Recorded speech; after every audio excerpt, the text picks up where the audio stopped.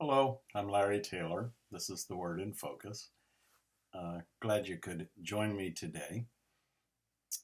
Something that I really wish that Christians in general would learn, something that I'm only beginning to learn. I don't mean to make that preface one that sounds judgmental, but I wish that we as Christians would learn that the kingdom of God and the message of the kingdom of God, the good news, the gospel, is never coercive.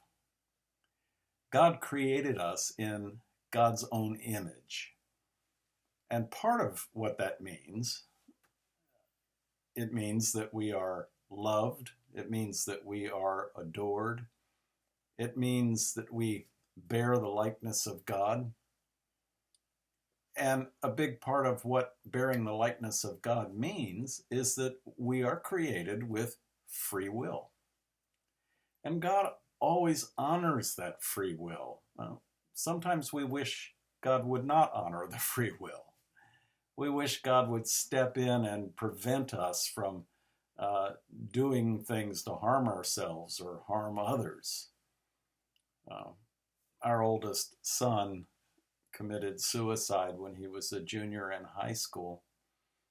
And there have been so many times when I have thought, well, God, why didn't you jump in there and prevent it?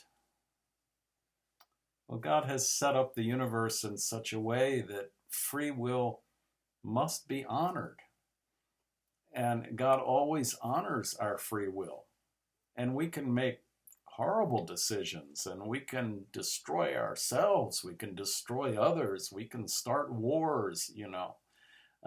We can make decisions that are, and we as humans do it all the time, that are contrary to the clear will of God. So there's many times when I kind of wish we didn't have free will, but what's the alternative? The alternative would be that we would be robots, that we would be programmed in such a way that we could not act, and for God to jump in on a semi-regular basis and stop this part of free will but let that one go, that's not much different than God simply pulling all the strings and everything and everybody being puppets.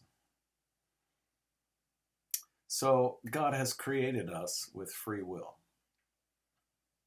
And God always honors that free will. And that's why the message of the kingdom is never coercive. God presents it to us. God invites us. But God never forces us. Jesus stands with outstretched arms and says, "Come to me, all of you who are burdened and heavy laden, and I'll give you rest." But he doesn't force us to come.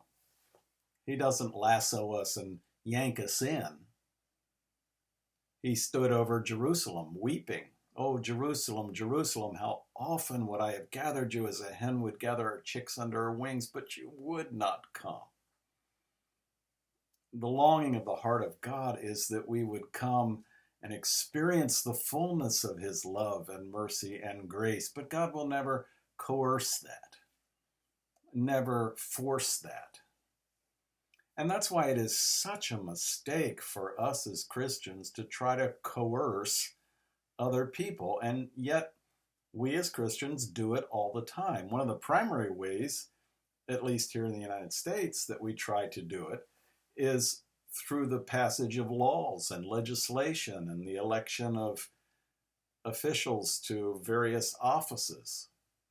We try to pass laws, try to get politicians in office that are going to appoint judges that will allow things to go in the direction of coercion.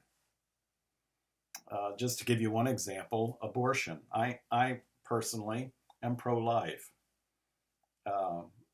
I strongly defend the life of an unborn child. In fact, I'm so pro-life that I'm not only concerned with unborn children, but I'm also concerned with children and adults who have been born.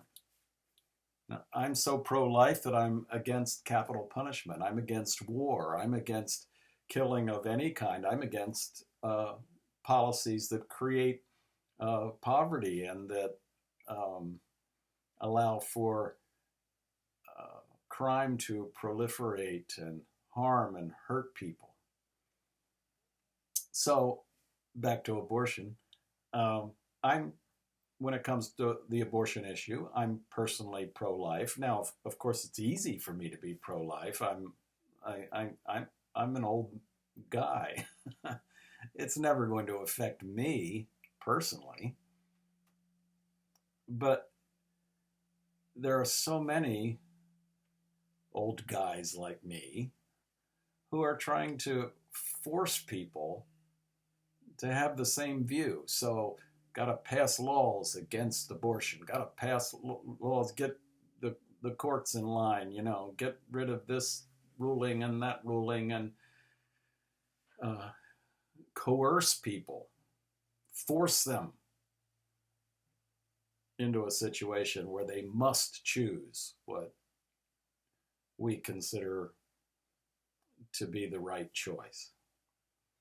And people counter my argument by saying, well, we have laws against, killing people, that sort of thing. You can't just walk down the street and shoot people. But that's a whole different thing. A civil society has to pass laws to protect the populace. So it's, there are laws against shooting people, passing laws to protect the culture, the society. And, a lot of pro-life people would argue that, well, passing laws to protect the unborn child. Well, does a civil society have a right to impose that on others? Now, I didn't start this planning to get into a discussion on abortion. That's not really my issue right here. My issue is that legislation is not the way to spread the kingdom of God. We have to win hearts. And we win hearts with love, not with coercion, not with laws, not with forcing people to see it our way. We seek to win hearts with love. And that, in turn, draws people. It's with bands of loving kindness that we are drawn to Christ. And having come to him, he puts within our hearts a desire for the dignity and well-being of all creatures, other humans and plants and animals as well. So the kingdom of God, the gospel, is never, ever coercive. And I think that's a principle that we as followers of Jesus need to really get hold of. No coercion in the kingdom of God.